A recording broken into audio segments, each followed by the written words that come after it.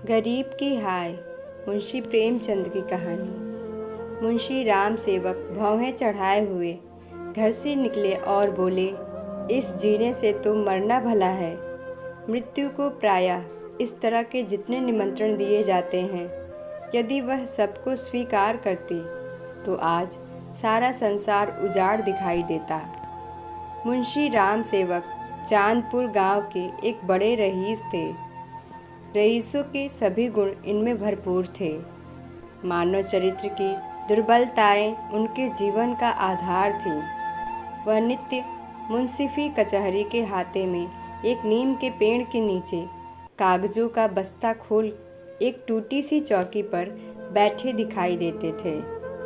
किसी ने कभी उन्हें किसी इजलास पर कानूनी बहस या मुकदमे की पैरवी करते नहीं देखा, परंतु उन्हें सब लोग मुख्तार साहब कहकर पुकारते थे। चाहे तूफान आए, पानी बरसे, ओले गिरे, पर मुख्तार साहब वहाँ से टस से मस न होते। जब वह कचहरी चलते तो देहातियों के झुंड उनके साथ हो लेते। चारों ओर से उन पर विश्वास और आदर की दृष्टि पड़ती। सब में प्रसिद्ध था कि उनकी जीभ पर सरस्वती विराजती हैं। इसे वकालत कहो या मुख्तारी, परंतु यह केवल कुल मर्यादा की प्रतिष्ठा का पालन था। आमदनी अधिक न होती थी। चांदी के सिक्कों की तो चर्चा ही क्या। कभी कभी तांबे के सिक्के भी निर्भय उनके पास आने से हिचकिचाते थे। मुंशी जी की कानूनदानी में कोई संदेह न था, परंतु पास के बखेड़े ने उन्हें विवश कर दिया था। खैर जो हो, उनका यह पेशा केवल प्रतिष्ठा पालन के निमित्त था, नहीं तो उनके निर्वाह का मुख्य साधन आसपास की अनाथ पर खाने पीने में सुखी विधवाओं और भोले भाले किंतु धनी वृद्धों की श्रद्धा थी। विधवाएं अपना रुपया उनके यहाँ अमानत रखती। बूढ़े अपने कपूतों के डर से अपना धन उन्हें सौंप देते, पर रुपया एक बार उनकी मुट्ठी में जाकर फिर निकलना भूल जाता था। वह ज़रूरत पड़ने पर कभी कभी कर्ज ले लेते थे। भला बिना कर्ज लिए किसी का काम चल सकता है। भोर को सांझ के करार पर रुपया लेते, पर वह सांझ कभी नहीं आती थी। सारांश, मुंशी जी कर्ज लेकर देना सीखे नहीं थे, यह उनकी कुल प्रथा थी। यही सब मामले बहुधा मुंशी जी के सुख चैन में विघ्न डालते थे। कानून और अदालत से तो उन्हें कोई डर न था। इस मैदान में उसका सामना करना पानी में मगर से लड़ना था। परंतु जब कोई दुष्ट उनसे भिड़ जाता, उनकी ईमानदारी पर संदेह करता और उनके मुंह पर बुरा भला कहने पर उतारू हो जाता, तब मुंशी जी के हृदय पर बड़ी चोट लगती। इस प्रकार की दुर्घटनाएं प्रायः होती थी। हर जगह ऐसे ओछे लोग रहते हैं जिन्हें दूसरों को नीचा दिखाने में ही आनंद आता है। ऐसे लोगों का सहारा पाकर कभी कभी छोटे आदमी मुंशी जी के मुंह लग जाते थे। नहीं तो एक कुंजड़िन की इतनी मजाल नहीं थी कि आंगन में जाकर उन्हें बुरा भला कहे। मुंशी जी उसके पुराने गाहक थे। बरसों तक उससे साग भाजी ली थी। यदि दाम न दिया जाए तो कुजड़िन को संतोष करना चाहिए था। दाम जल्दी या देर से मिल ही जाते, परंतु वह मुंह फट कुजड़िन 2 ही बरसों में घबरा गई और उसने कुछ आने पैसों के लिए एक प्रतिष्ठित आदमी का पानी उतार लिया। झुंझला कर मुंशी जी अपने को मृत्यु का कलेवा बनाने पर उतारू हो गए, तो इसमें उनका कुछ दोष न था। इसी गांव में मूंगा नाम की एक विधवा ब्राह्मणी रहती थी। उसका पति ब्रह्मा की काली पलटन में हवलदार था और लड़ाई में वहीं मारा गया। सरकार की ओर से उसके अच्छे कामों के बदले मूंगा को 500 रुपये मिले थे। विधवा स्त्री, जमाना नाजुक था। बेचारी ने सब रुपए मुंशी राम सेवक को सौंप दिए और महीने महीने थोड़ा थोड़ा उसमें से मांग कर अपना निर्वाह करती रही।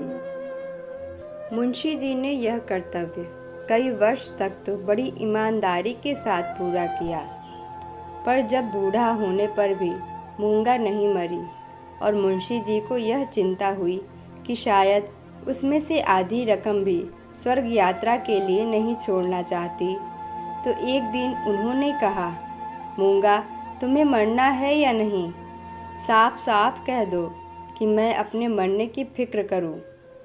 उस दिन मूंगा की आंखें खुली, उसकी नींद टूटी, बोली, मेरा हिसाब कर दो।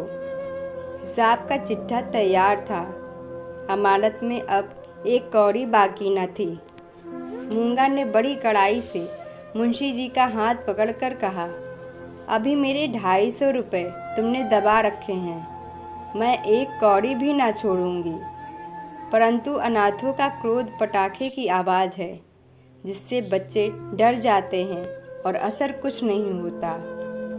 अदालत में उसका कुछ जोर न था, न लिखा पढ़ी थी, न हिसाब किताब। हाँ, पंचायत से कुछ आसरा था।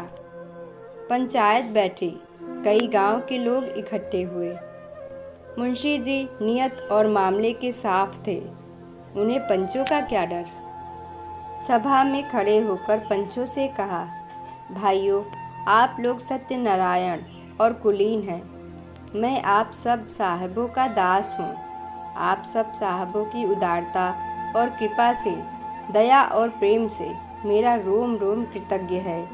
और आप लोग सोचते हैं कि इस अनाथनी और विधवा स्त्री के रुपए हड़प कर गया हूँ। पंचों ने एक स्वर से कहा, नहीं नहीं, आपसे ऐसा नहीं हो सकता।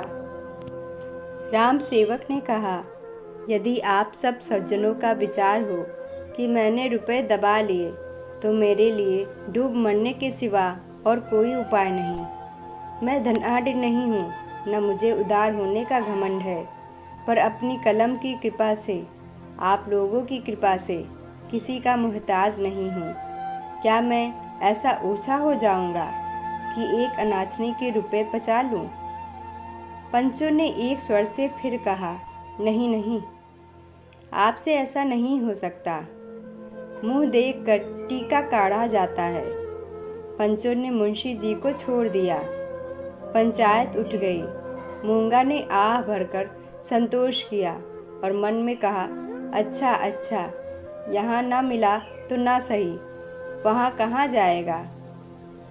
अब कोई मूंगा का दुख सुनने वाला और सहायक न था। दरिद्रता से जो कुछ दुख भोगने पड़ते हैं, वह सब उसे झेलने पड़े। वह शरीर से पुष्ट थी, चाहती तो परिश्रम कर सकती थी, पर जिस दिन पंचायत पूरी हुई, उसी दिन उसने काम ना करने की कसम खा ली। अब उसे रात दिन रुपयों की रट लगी रहती। उठते बैठते सोते जागते उसे केवल एक काम था, और वह मुंशी राम सेवक का भला मनाना। अपने झोपड़े के दरवाजे पर बैठी हुई वह रात दिन उन्हें सच्चे मन से असीसा करती। बहुधा अपने आशीष के वाक्यों में ऐसे कविता के वाक्य और उपमाओं का व्यवहार करती कि लोग सुनकर अचंभे में आ जाते। धीरे धीरे मूंगा पगली हो चली। नंगे सिर नंगे शरीर, हाथ में एक कुल्हाड़ी लिए हुए सुनसान स्थानों में जा बैठती। झोपड़ी के बदले अब वह मरघट पर, नदी के किनारे खंडहरों में घूमती दिखाई देती। बिखरी हुई लटें, लाल लाल आंखें, पागलों सा चेहरा, सूखे हुए हाथ पांव, उसका यह स्वरूप देखकर लोग डर जाते थे। अब कोई उसे हंसी में भी नहीं छेड़ता। यदि वह कभी गांव में निकल आती तो स्त्रियां घरों के किवाड़ बंद कर लेती। पुरुष कतराकर इधर उधर से निकल जाते और बच्चे चीख मार कर भागते। यदि कोई लड़का भागता न था तो वह मुंशी राम सेवक का सुपुत्र राम गुलाम था। बाप में जो कुछ कोर कसर रह गई थी वह बेटे में पूरी हो गई थी। लड़कों का उसके मारे नाक में दम था। गांव के काने लंगड़े आदमी उसकी सूरत से चिढ़ते थे। और गालियाँ खाने में तो शायद ससुराल में आने वाले दामाद को भी इतना आनंद न आता हो। वह मूंगा के पीछे तालियां बजाता, कुत्तों का साथ लिए हुए उस समय तक रहता जब तक वह बेचारी तंग आकर गांव से निकल न जाती। रुपया पैसा होश हवास खोकर उसे पगली की पदवी मिली और अब वह सचमुच पगली थी। अकेली बैठी अपने आप घंटों बातें किया करती, जिसमें राम सेवक के मांस, हड्डी, चमड़े, आँखें, कलेजा आदि को खाने, मसलने, नोचने, खसोटने की बड़ी उत्कट इच्छा प्रकट की जाती थी। और जब उसकी यह इच्छा सीमा तक पहुंच जाती तो वह राम सेवक के घर की ओर मुंह करके खूब चिल्लाकर और डरावने शब्दों में हाक लगाती, तेरा लहू पीऊंगी। प्रायः रात के सन्नाटे में यह गरजती हुई आवाज़ सुनकर स्त्रियां चौंक पड़ती थीं, परंतु इस आवाज़ से भयानक उसका ठठाकर हंसना था। मुंशी जी के लहू पीने की कल्पित खुशी में वह जोर से हंसा करती थी। इस ठठाने से ऐसी आसुरिक उद्दंडता, ऐसी पाशविक उग्रता टपकती थी कि रात को सुनकर लोगों का खून ठंडा हो जाता था। मालूम होता मानो सैकड़ों उल्लू एक साथ हंस रहे हों। मुंशी राम सेवक बड़े हौसले और कलेजे के आदमी थे। ना उन्हें दीवानी का डर था, ना फौजदारी का, परंतु मूंगा के इन डरावने शब्दों को सुनकर वह भी सहम जाते। हमें मनुष्य के न्याय का डर ना हो, परंतु ईश्वर के न्याय का डर प्रत्येक मनुष्य के मन में कभी कभी ऐसी ही भावना उत्पन्न कर देता। उनसे अधिक उनकी स्त्री के मन में। उनकी स्त्री बड़ी ही चतुर थी। वह उनको इन सब बातों में प्रायः सलाह दिया करती थी। उन लोगों की भूल थी जो लोग कहते थे कि मुंशी जी की जीभ पर सरस्वती विराजती हैं। वह गुण तो उनकी स्त्री को प्राप्त था। बोलने में वह उतनी ही तेज थी जितना मुंशी जी लिखने में थे, और यह दोनों स्त्री पुरुष प्रायः अपनी अवश्य दशा में सलाह करते कि अब क्या करना चाहिए। आधी रात का समय था। मुंशी जी नित्य नियम के अनुसार अपनी चिंता दूर करने के लिए शराब के 2-4 घूंट पीकर सो गए थे। यकायक मूंगा ने उनके दरवाजे पर आकर जोर से हाँक लगाई, तेरा लहू पीऊंगी, और खूब खिलखिलाकर हंसे। मुंशी जी यह भयावह ठहाका सुनकर चौंक पड़े। डर के मारे पैर थर-थर कांपने लगे, कलेजा धक-धक करने लगा। दिल पर बहुत जोर डालकर उन्होंने दरवाज़ा खोला। जाकर नागिन को जगाया। नागिन ने झुंझलाकर कहा, क्या है, क्या कहते हो? मुंशी जी ने दबी आवाज़ से कहा, वह दरवाजे पर खड़ी है। नागिन उठ बैठी। क्या कहती है? तुम्हारा सिर? क्या दरवाजे पर आ गई? हाँ, आवाज़ नहीं सुनती हो? नागिन मूंगा से नहीं, परंतु उसके ध्यान से बहुत डरती थी। तो भी उसे विश्वास था कि मैं बोलने में उसे ज़रूर नीचा दिखा सकती हूँ। संभल कर बोली, कहो तो मैं उससे 2-2 बातें कर लूँ। परंतु मुंशी जी ने मना किया।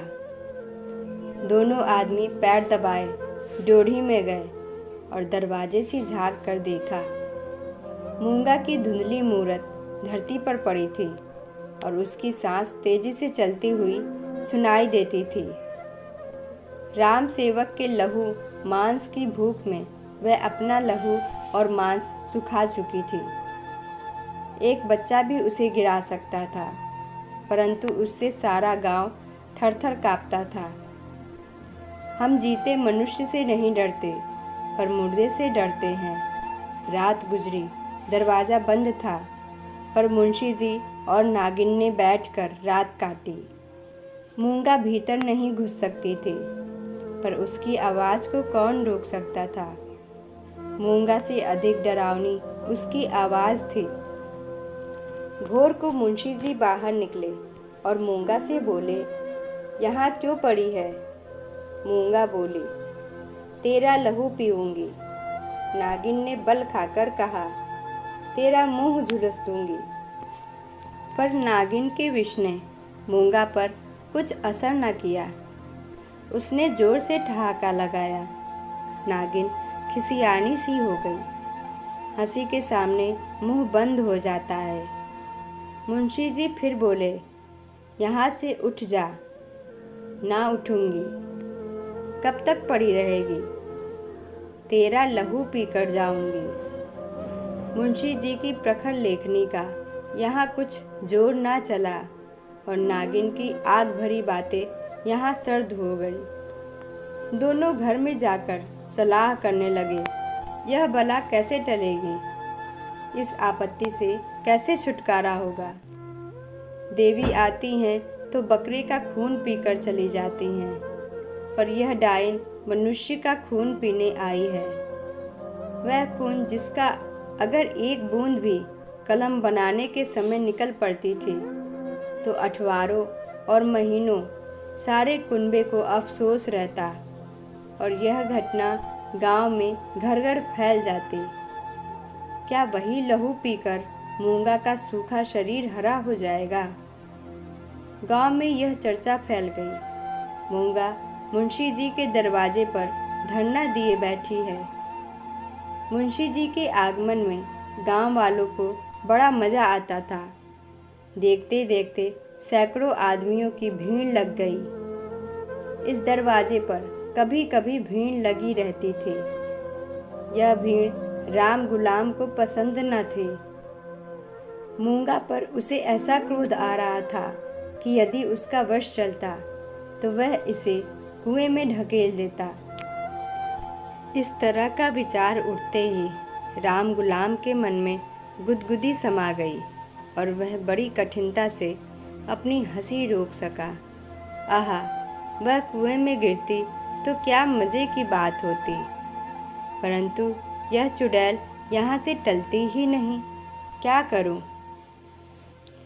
मुंशी जी के घर में एक गाय थी जिसे खाली दाना और भूसा तो खूब खिलाया जाता, पर वह सब उसकी हड्डियों में मिल जाता। उसका ढांचा पुष्ट होता जाता था। राम गुलाम ने उसी गाय का गोबर एक हाड़ी में घोला और सबका सब बेचारी मूंगा पर उड़ेल दिया। उसके थोड़े बहुत छींटे दर्शकों पर भी डाल दिए। बेचारी मूंगा लथपथ हो गई और लोग भाग खड़े हुए। कहने लगे, यह मुंशी राम गुलाम का दरवाज़ा है। यहाँ इसी प्रकार का शिष्टाचार किया जाता है। जल्द भाग चलो, नहीं तो अब इससे भी बढ़कर खातिर की जाएगी। इधर भीड़ कम हुई, उधर राम गुलाम घर में जाकर खूब हंसा और खूब तालियां बजाई। मुंशी जी ने व्यर्थ की भीड़ को ऐसे सहज में और ऐसे सुंदर रूप से हटा देने के उपाय पर अपने सुशील लड़के की पीठ ठोकी। सब लोग तो चंपत हो गए, पर बेचारी मूंगा ज्यों की त्यों बैठी रह गई। दोपहर हुई, मूंगा ने कुछ नहीं खाया। सांझ हुई, हजार कहने सुनने से भी खाना नहीं खाया। गांव के चौधरी ने बड़ी खुशामद की, यहाँ तक कि मुंशी जी के हाथ तक जोड़े, पर देवी प्रसन्न न हुई। निदान मुंशी जी उठकर भीतर चले गए। वह कहते थे कि रूठने वाले को भूख आप ही मना लिया करती है। मूंगा ने यह रात भी बिना दाना पानी के काट दी। लाला जी और ललाइन ने आज फिर जाग जाग कर भोर किया। आज मूंगा की गरज और हंसी बहुत कम सुनाई पड़ते थे। घर वालों ने समझा बला टली। सवेरा होते ही जो दरवाज़ा खोलकर देखा तो वह अचेत पड़ी थी। मुंह पर मक्खियाँ भिनभिना रही थी और उसके प्राण पखेरु उड़ चुके थे। वह इस दरवाजे पर मरने ही आई थी। जिसने उसके जीवन की जमा पूंजी हर ली थी, उसी को अपनी जान भी सौंप दी। अपने शरीर की मिट्टी तक उसको भेंट कर दी। धन से मनुष्य को कितना प्रेम होता है। धन अपनी जान से भी ज़्यादा प्यारा होता है, विशेषकर बुढ़ापे में। ऋण चुकाने के दिन जो जो पास आते जाते हैं, त्यों तो उसका ब्याज बढ़ता जाता है। यह कहना यहाँ व्यर्थ है कि गांव में इस घटना से कैसी हलचल मची और मुंशी राम सेवक कैसे अपमानित हुए। एक छोटे से गांव में ऐसी असाधारण घटना होने पर जितनी हलचल हो सकती उससे अधिक ही हुई। मुंशी जी का अपमान जितना होना चाहिए था उससे बाल बराबर भी कम ना हुआ। उनका बचा खुचा पानी भी इस घटना से चला गया। अब गांव का चमार भी उनके हाथ का पानी पीने का, उन्हें छूने का रवादार न था। यदि किसी घर से कोई गाय खूंटे पर मर जाती है तो वह आदमी महीनों द्वार द्वार भीख मांगता फिरता है। न नाई उसकी हजामत बनावे, न कहार उसका पानी भरे, न कोई उसे छुए। यह गो हत्या का प्रायश्चित था। ब्रह्म हत्या का दंड तो इससे भी कड़ा है और इसमें अपमान भी बहुत है। मूंगा यह जानती थी और इसीलिए इस दरवाजे पर आकर मरी थी। वह जानती थी मैं जीते जी तो कुछ नहीं कर सकती, मरकर उससे बहुत कुछ कर सकती हूँ। गोबर का उपला जब जलकर खाक हो जाता है तब साधु संत उसे माथे पर चढ़ाते हैं। पत्थर का ढेला आग में जलाकर आग से अधिक तीखा और मारक होता है। मुंशी राम सेवक कानूनदा थे। कानून ने उन पर कोई दोष नहीं लगाया था। मूंगा किसी कानूनी दफा के अनुसार नहीं मरी थी। ताजी रात हिंद में उसका कोई उदाहरण नहीं मिलता था। इसलिए जो लोग उनसे प्रायश्चित करवाना चाहते थे उनकी भारी भूल थी। कुछ हर्ज नहीं, कहार पानी ना भरे ना सही, वह पानी भर लेंगे। अपना काम आप करने में भला लाज ही क्या। बला से नाई बाल ना बनवाएंगे। हजामत बनाने का काम ही क्या है। दाढ़ी बहुत सुंदर वस्तु है। दाढ़ी मर्द की शोभा और श्रृंगार है, और जो फिर बालों से ऐसी घिन होगी तो एक एक आने में तो अस्तूरे मिलते हैं। धोबी कपड़े ना धोएगा इसकी भी कुछ परवाह नहीं। साबुन तो गली गली कौड़ियों के मोल आता है। एक बट्टी साबुन में दर्जनों कपड़े ऐसे साफ हो जाते हैं जैसे बगुले के पर। धोबी क्या खाकर ऐसा साफ कपड़ा धोएगा। पत्थर पर पटक पटक कर कपड़ों का लत्ता निकाल लेता है। आप पहने, दूसरों को भाड़े पर पहनाए, भट्टी में चढ़ाए, रेह में भिगोए, कपड़ों की तो दुर्गति कर डालता है। जभी तो कुर्ते 2-3 साल से अधिक नहीं चलते। नहीं तो दादा हर 5वें बरस 2-3 अचकन और 2 कुर्ते बनवाया करते थे। मुंशी राम सेवक और उनकी स्त्री ने दिन भर तो यूं ही कहकर अपने मन को समझाया। सांझ होते ही उनकी तर्कनाएं शिथिल हो गईं। अब उनके मन पर भय ने चढ़ाई की। जैसे तैसे रात बीतती थी, भय भी बढ़ता जाता था।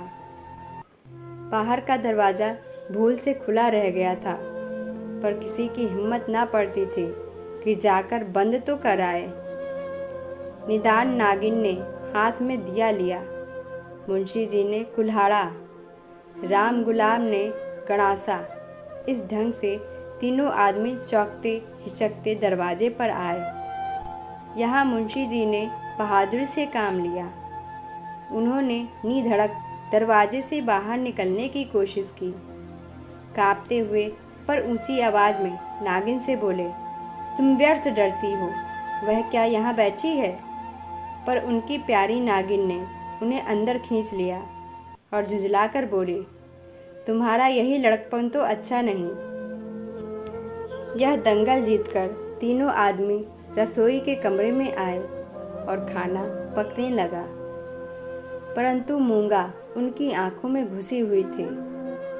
अपनी परछाई को देखकर मूंगा का भय होता था। अंधेरे कोने में मूंगा बैठी मालूम होती थी। वही हड्डियों का ढांचा, वही बिखरे हुए बाल, वही पागलपन, वही डरावनी आँख। मूंगा का नक्श दिखाई देता था। इसी कोठरी में आटे दाल के कई मटके रखे हुए थे। वहाँ कुछ पुराने चिथड़े भी पड़े हुए थे। एक चूहे को भूख ने बेचैन किया। मटकों ने कभी अनाज की सूरत न देखी थी, पर सारे गांव में मशहूर था कि इस घर के चूहे गजब के डाकू हैं। तो वह उन दानों की खोज में, जो मटकों से कभी नहीं गिरे थे, रेंगता हुआ इस चिथड़े के नीचे आ निकला। कपड़े में खड़खड़ाहट हुई। फैले हुए चिथड़े मूंगा की पतली टांगें बन गईं। नागिन देखकर झिझकी और चौंक उठी। मुंशी जी बदहवास होकर दरवाजे की ओर लपके। राम गुलाम दौड़कर उनकी टांगे से लिपट गया। चूहा बाहर निकल आया। उसे देखकर इन लोगों के होश ठिकाने हुए। अब मुंशी जी साहस करके मटके की ओर चले। नागिन ने कहा, रहने भी दो, देख ली तुम्हारी मर्दानगी। मुंशी जी अपनी प्रिया नागिन के इस अनादर पर बहुत बिगड़े। क्या तुम समझती हो मैं डर गया? भला डर की क्या बात थी? मूंगा मर गई, क्या वह बैठी है? मैं कल नहीं दरवाजे के बाहर निकल गया था। तुम रोकती रही, मैं ना माना। मुंशी जी की इस दलील ने नागिन को निरुत्तर कर दिया। कल दरवाजे के बाहर निकल जाना या निकलने की कोशिश करना साधारण काम ना था। जिसके साहस का ऐसा प्रमाण मिल चुका हो, उसे डरपोक कौन कह सकता है? यह नागिन की हठधर्मी थी। खाना खाकर तीनों आदमी सोने के कमरे में आए, परंतु मूंगा ने यहाँ भी पीछा ना छोड़ा। बातें करते थे, दिल को बहलाते थे। नागिन ने राजा हरदौल और रानी सारंधा की कहानियाँ कहीं। मुंशी जी ने फौजदारी के कई मुकदमों का हाल कह सुनाया। परंतु तो भी इन उपायों से भी मूंगा की मूर्ति उनकी आंखों के सामने से ना हटती थी। जरा खटखटाहट होती तब तीनों चौंक पड़ते। उधर पत्तियों में सनसनाहट हुई कि इधर तीनों के रोंगटे खड़े हो गए। रह रहकर एक धीमी आवाज़ धरती के भीतर से उनके कानों में आती थी, तेरा लहू पीऊंगी। आधी रात को नागिन नींद से चौंक पड़ी। वह इन दिनों गर्भवती थी। लाल लाल आंखों वाली, तेज और नुकीले दांतों वाली मूंगा उसी की छाती पर बैठी हुई जान पड़ती थी। नागिन चीख उठी, बावली की तरह आंगन में भाग आई और यकायक धरती पर चित्त गिर पड़ी। सारा शरीर पसीने पसीने हो गया। मुंशी जी भी उसकी चीख सुनकर चौंके, पर डर के मारे आंखें न खुले। अंधों की तरह दरवाज़ा टटोलते रहे। बहुत देर बाद उन्हें दरवाज़ा मिला।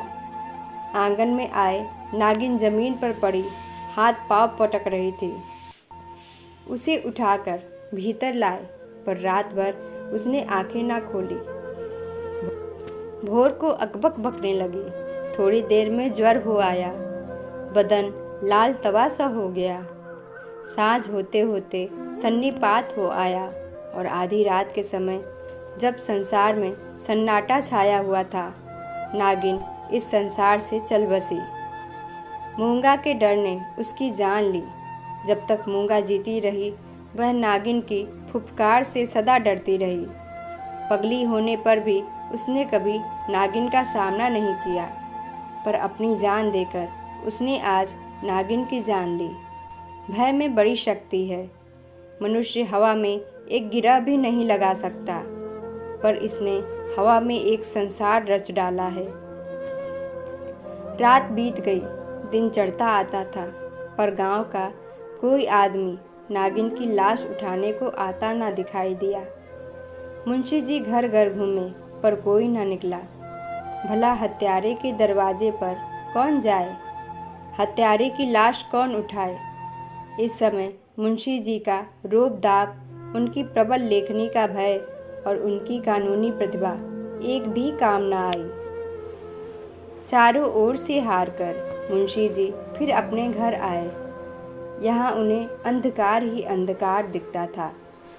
दरवाजे तक तो आए, पर भीतर पैर नहीं रखा जाता था। न बाहर ही खड़े रह सकते थे। बाहर मूंगा थी, भीतर नागिन। जी को कड़ा करके हनुमान चालीसा का पाठ करते हुए घर में घुसे। उस समय उनके मन पर जो बीतती थी वही जानते थे। उनका अनुमान करना कठिन है। घर में लाश पड़ी हुई, न कोई आगे न पीछे। दूसरा ब्याह तो हो सकता था। अभी इसी फागुन में तो 50वां लगा है, पर ऐसी सुयोग्य और मीठी बोली वाली स्त्री कहाँ मिलेगी। अफसोस, अब तगादा करने वालों से बहस कौन करेगा? कौन उन्हें निरुत्तर करेगा? लेन देन का हिसाब किताब कौन इतनी खूबी से करेगा?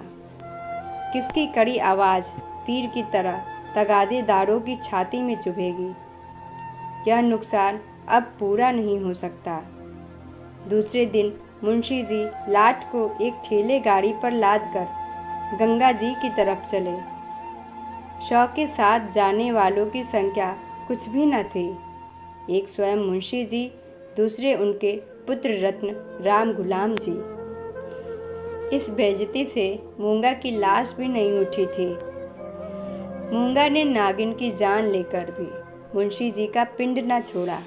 उनके मन में हर घड़ी मूंगा की मूर्ति विराजमान रहती थी। कहीं रहते उनका ध्यान इसी ओर रहा करता था। यदि दिल बहलाव का कोई उपाय होता तो शायद वह इतने बेचैन न होते, पर गांव का एक पुतली भी उनके दरवाजे की ओर न झांकता था। बेचारे अपने हाथों पानी भरते, आप ही बर्तन धोते। सोच और क्रोध, चिंता और भय, इतने शत्रुओं के सामने एक दिमाग कब तक ठहर सकता? विशेषकर वह दिमाग जो रोज रोज कानून की बहसों में खर्च हो जाता था। अकेले कैदी की तरह उनके 10-12 दिन तो जो त्यों कर कटे। 14वें दिन मुंशी जी ने कपड़े बदले और बोरिया बस्ता लिए हुए कचहरी चले। आज उनका चेहरा कुछ खिला हुआ था। जाते ही मेरे मुवक्किल मुझे घेर लेंगे, मेरी मातम पुरसी करेंगे। मैं आंसुओं की 2-4 बूंदें गिरा दूंगा। फिर बैनामों, रहनामों और सुलहनामों की भरमार हो जाएगी। मुट्ठी गर्म होगी। शाम को जरा नशे पानी का रंग जम जाएगा, जिसके छूट जाने से जी और भी उचाट हो रहा था। इन्हीं विचारों में मग्न मुंशी जी कचहरी पहुँचे, पर वहाँ रहनामों की भरमार और बैनामों की बाढ़ और मुवक्किलों की चहल पहल के बदले निराशा की रेतीली भूमि नजर आई। बस्ता खोले घंटों बैठे रहे, पर कोई नज़दीक भी न आया। किसी ने इतना भी न पूछा कि आप कैसे हैं। नए मुवक्किल तो खैर, बड़े बड़े पुराने मुवक्किल जिनका मुंशी जी से कई पीढ़ियों से सरोकार था, आज उनसे मुंह छिपाने लगे। वह नालायक और अनाड़ी रमजान, जिसकी मुंशी जी हंसी उड़ाते थे और जिसे शुद्ध लिखना भी न आता था, गोपियों में कन्हैया बना हुआ था। वाहरे भाग्य, मुवक्किल यूँ तो मुँह फेरे चले जाते हैं, मानो कभी की जान पहचान ही नहीं। दिन भर कचहरी की खाक छानने के बाद मुंशी जी अपने घर चले, निराशा और चिंता में डूबे हुए। जो जो घर के निकट आते थे, मूंगा का चित्र सामने आता जाता था। यहाँ तक कि जब घर का द्वार खोला और 2 कुत्ते, जिन्हें राम गुलाम ने बंद कर रखा था, झटपट बाहर निकले तो मुंशी जी के होश उड़ गए।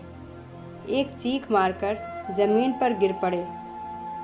मनुष्य के मन और मस्तिष्क पर भय का जितना प्रभाव होता है, उतना और किसी शक्ति का नहीं।